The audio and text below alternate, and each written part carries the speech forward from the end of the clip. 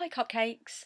Today I'm going to dispense a little bit of advice for you to help you to try and tell the difference between paranoia and intuition, because this is something that I still personally struggle with myself, and I was thinking about it the other day when I had this inkling, this kind of deep-seated feeling that somebody didn't like me or that somebody was kind of trying to avoid me personally.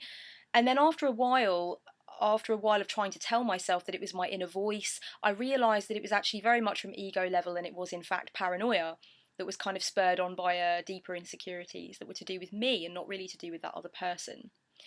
And kind of then it made sense for me to decide to do a video that would just give a few positive tips on how to tell the difference, because intuition often plays a massive role in our interpersonal relationships. A lot of people use their inner voice to tell them whether or not they should move house, whether or not they should take that job offer or not, that kind of thing. But we also use our inner voice to navigate the complex dynamics of our interpersonal relationships, be they with work colleagues, friends, people in the online community, people we have relationships with, lovers, and such.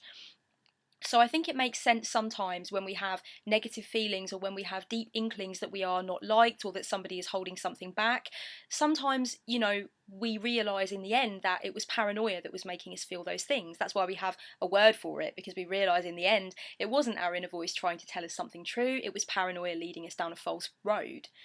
So, how, when you're in that paranoid state, when you're feeling these negative things, when you're imagining that somebody feels negatively towards you, how do you determine what is paranoia and what is your inner voice? That is the question. There are a few key things that I could say that I've personally used in my own life and my own practice that would probably help you to determine the difference. The first is that with intuition and paranoia, I think of it as the difference between encouraging of action and encouraging of reaction. If you have a deep feeling from your inner voice, some intuition that kind of radiates outwards and envelops you and kind of won't really let you go, what it should urge you to do is to act in your own interest, to act calmly, to act decisively. It should kind of feel like it's spurring you on into a new phase. It should come slowly, and then sort of heighten itself, make itself louder so that you can't actually escape it. It envelops you. It feels scary but also protective at the same time, and it should encourage you to act in some way, to either stand your ground, to solidify the connection, to do something that's going to bring a positive outcome, and it's something that you feel calmly certain of. It's a really difficult thing to describe, but basically when intuition stirs you towards action, either for yourself or for other people, on your behalf or on the behalf of somebody else, that desire to act comes from a pure place, and it should feel certain and it should feel as though it's good and healthy. The urge towards reaction is very much from a place of paranoia. Say if somebody's saying something and you feel that it's directed towards you, or you feel someone's being passive aggressive and you're wondering if it's like directed towards you.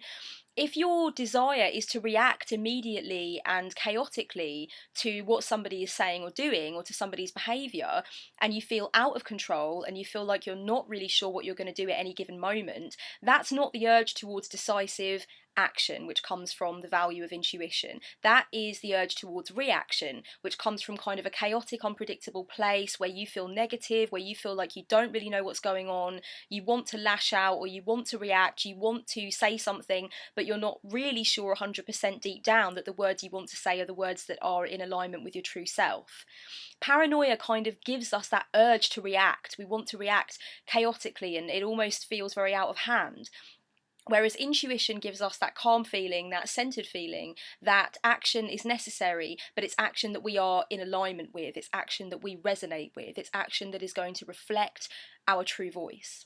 So I think that's one of the main differences, and it can be very difficult when you are in the midst of feelings of, paranoia slash intuition. You're really not sure what's what, you're not sure whether it's paranoia that's got you by the balls or whether your inner voice is really trying to shine through and say, be careful of this person or step away from this person. It can be really difficult to analyse those feelings, but if you can manage to do that and manage to see whether or not you are urged towards action or you are urging towards reaction, that aggressive feeling or that uncertain feeling or that irate feeling. Because if it's the second one, if it's the latter one, then it's more likely that you are feeling paranoia and it's not actually intuition. Intuition should feel very calm. It should feel like calm waters. It should feel like something rising up from the deep and just enveloping you. It should feel like a slow, sacred realization. Whereas paranoia often inflicts upon us this desire to lash out or to stand our ground regardless of what anybody else thinks or feels. Paranoia leads us to do things that we often regret, is basically what I'm trying to say. Whereas intuition will always permit us to act in our best interests. I also think that there's a lot to be said for the way your feelings about a certain situation or person are making you feel. If you have it in your head that somebody is keeping something from you, or doesn't like you, or their feelings towards you have changed, or they did something and it was directed towards you, if your decision that that is what is going on makes you feel strong, makes you feel empowered, and makes you feel ready to do certain things and put certain things into place to protect yourself, then I think intuition is in the driver's seat. If your feelings make you feel weak, if they make you feel attacked, if they make you feel victimized or in a state of victimhood, if they make you feel teary, weepy, if they make you berate yourself, if they make you feel terrible about yourself, then you have to consider that perhaps paranoia is in the driver's seat, because intuition always strengthens and fortifies. That's how I see it. I'm not saying that intuition will, never ever tell you that somebody is trying to manipulate or is betraying or anything like that. Of course, your inner voice will tell you those things. But when your inner voice tells you those things, when you pick up the phone to your inner voice and your inner voice says, hey, you need to form a certain level of detachment from this person, or hey, you may need to reevaluate, your intuition should create and promote the feeling of strength inside of you. It gives you fortification. It makes you realize that you are slowly putting the pieces together and that you are going to be okay because you're going to act to prevent what may be coming. Whereas when paranoia is in the driver's seat, we feel weak, we feel shaky, we feel unstable. It's almost like we can't plan a decent and decisive pathway forwards because we feel attacked, we feel invaded, we feel under attack. So I think that's another way of trying to work out whether or not paranoia or intuition is in the driver's seat. I think that's something that I've done a few times. And also, the other difference between the two is the difference between being assertive and being aggressive. When you feel attacked, manipulated, betrayed, undervalued, any of those things, and you're kind of really reevaluating and reassessing your relationship with somebody, particularly when it's on the back of one particular thing that they've said or done, then if you feel that the action that you're urged towards putting into place makes you feel assertive, makes you feel like you know the role that you want to play, you know what you want to say, the words are coming up, but the words are making sense, they feel coherent, they feel like they're in alignment with you. If you feel assertive, if you feel bold, but you feel calm, then I think that's intuition. If you feel aggressive, if you feel very reactionary, then you may need to consider that intuition does not have a phone connection with you at that moment because paranoia has kind of taken over. I think that's another way of trying to recognise. It's all about how you wish to approach the situation with that person. If you are approaching it in a way that isn't alignment with your core values, or if you're approaching it in a way that you know you're later going to regret, if you find yourself feeling out of control, or you find yourself feeling exceptionally insecure to the point where you feel you can't act in your best interest because you feel there's an unpredictable urge inside of you to lash out or do something that's against your true character or against your core principles, then you might need to stop and reassess, is this really intuition? Is this really my inner voice? Because if it was my inner voice, wouldn't I feel calm? Wouldn't I feel at peace with the idea? Obviously, people do try to avoid their inner voice. They do try to kind of hang up the phone to their inner voice. But the thing about intuition is that you can't cut that phone line.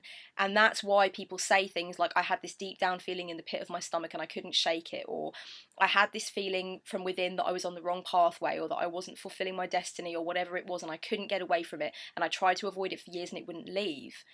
I think that that feeling it shouldn't be uncomfortable and it shouldn't be scary. It's not that way. Intuition is comforting. It does envelop you. It's one of those things that just keeps knocking gently on the door until you let it in. Whereas paranoia, you're almost too comfortable with, I think. Paranoia almost makes too much sense. That was another thing I was going to say. Intuition often feels like it doesn't really make a lot of sense at first. Your inner voice will tell you something like, you need to go and do this, or you need to reassess this, or whatever. And at first you think, does that really make sense? I'm driven to do it. I feel called to do it, but does it really make sense? Whereas when you're paranoid and you're fixated on a situation and you think you know the ins and outs of it actually almost makes too much sense. And the more you think about it, the more sense it makes, and you start putting all these different pieces together. And as your paranoia heightens, you get more and more involved in every little facet of every little thing that this person has done, until you think, my God, yes, it makes perfect sense now. He hates me. He didn't invite me to the meal directly. He invited me via email, whereas other people got face-to-face invites, and he didn't, want to promote me onto his team. Or I remember one time he didn't hold the door for me when I was going out of the room, and suddenly all of these little things that in and of themselves mean absolutely nothing fit together in your head, and you decide upon this picture, this illustration of the truth, which really is just a mishmash of different things that have happened over a number of months, weeks, years, whatever, that you've decided suddenly fit in and slot into place, when really it's a lot more complex than that. Paranoia works on a very surface level, where we start doubting ourselves, or we start making connections that don't add up, and in our paranoid state we decide that they do, and we decide that we've got everything figured.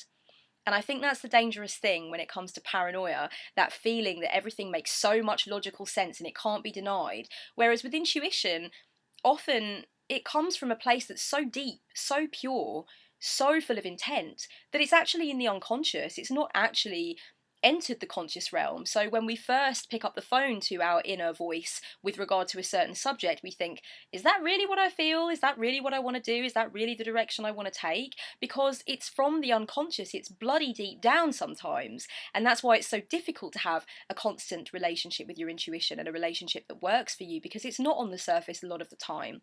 So if you feel of this feeling of paranoia about somebody, you feel certain that they don't like you, you feel certain that a situation is not what it is on the surface, and deeper down it's all nasty and horrible and yucky, then I reckon that you should think for a little while about whether or not it actually makes too much sense, whether or not you are taking all of these different elements and all of these different aspects that have annoyed you or upset you or confused you over time, and you're putting them all together and you're baking a recipe, but it's actually not going to rise in the oven. It's actually crap. You've put it all together and you've decided that that's what's going on, when really it's just your paranoia heightening and heightening, one level on top of another. It's like Tetris.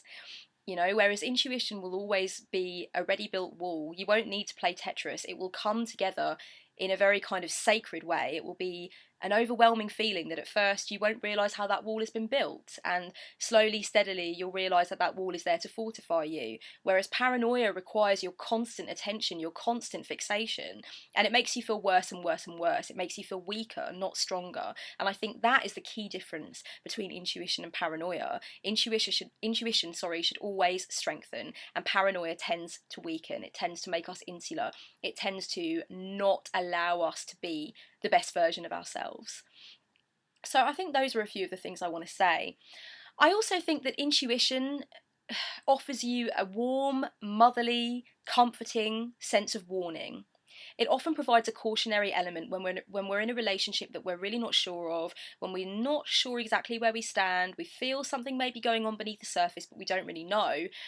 When intuition comes into play, it's a gentle warning, it's a cautionary element.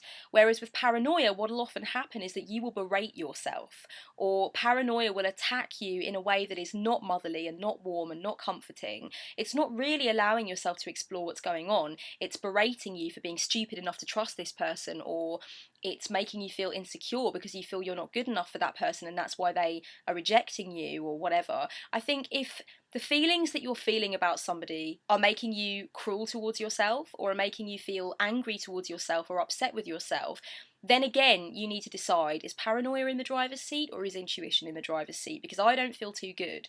And intuition should be that warm, radiating, comforting feeling of, okay, I need to do something. I need to act, or I need to think this through. Whereas paranoia will berate you, paranoia will belittle you, and that's where you get into a negative cycle, where you start telling yourself it's your inner voice and you have to listen to it. But if it's not doing anything healthy for you, if it's not nurturing, if it doesn't feel nourishing, then it could well be that paranoia has crept in, and paranoia is wearing the dress of intuition, but actually that is not your inner voice. That is something from ego that is making you spiral into rather a vicious cycle that you need to come out of. I think what to do if you feel that you may be feeling paranoia and you're not sure whether or not your inner voice has anything to do with it, you're worried that perhaps it may be insecurity from ego level, or you may be getting things wrong. You may be putting two and two together and getting five instead of four. The best thing to do is to do some paranoia shadow work. Now, I know I've talked about shadow work before and it is kind of a big thing of mine. Paranoia shadow work specifically is, for me, when I feel a sense of paranoia with regard to somebody's actions or with regard to what I seem to think somebody thinks or feels about me, what I like to do is take that thing that I think that somebody thinks or feels about me and turn it in on myself by deciding whether or not I think or feel that about myself on some level. Because often we project, and with paranoia particularly, I tend to project, and I think most people do. I think really when I have that seed of paranoia within me where I think somebody doesn't like me or somebody's trying to manipulate me or whatever it is, somebody's trying to exclude me, somebody thinks something about me that they're not saying, when I look at that thing that I think that they're thinking, and I ask myself, on some level, do you think this about yourself, Kellyanne? Is this an issue that you actually need to do battle with within yourself? Are you projecting that onto somebody else, whether it's true or not with regard to them? The work starts from within. And I think that's the key thing with paranoia, is that paranoia is very much a projection outwards of something that we very often just need to deal with and act constructively over and put into progress inwardly. If the work starts from within, then your paranoia will quickly dissipate. If you think that somebody thinks that you are unworthy, and then it turns out that on some deep level you feel yourself that you're unworthy, then whatever anybody else thinks about you is going to fade into the background, because you know for a fact that the bottom line is that you need to work on yourself. It doesn't matter what the expectations or opinions of anybody else is, whether they're spoken or unspoken. If you feel that seed of unworthiness, then you're always going to feel that other people think you're unworthy, because you feel unworthy yourself. On some level, you're telling yourself that you're unworthy. And that's where paranoia gets its fingers right in. It digs its fingernails into you. And unless you can find a way to shrug it off and recognize that the work starts from within and that you build from there, then paranoia and intuition are always going to be on the phone to you at the same time in certain situations, and it's going to be ever so confusing. If you have certain experiences with the link up between paranoia and intuition yourself, and you want to tell me what your experiences were, email me, comment below. I think this is a really interesting topic. I think it comes up time and time again, particularly for those of us who feel we're very in touch with our inner voice. Sometimes it's difficult to find practical, pragmatic techniques to put into place to recognize the difference between intuition and paranoia, and that's why I just wanted to put this out there for anybody else who synchronistically may be going through a similar kind of feeling to me, or similar to the feeling I was going through the other day anyway. I worked it out, but only because I had those kind of practical mental steps in place to map out my inner terrain and recognise that I was going down a road that was not to do with intuition, but was in fact kind of steeped in paranoia and needed to be kind of reversed, and I needed to pick another pathway. So these are just some ways that I do it, and hopefully they'll be helpful to some of you. Blessed be.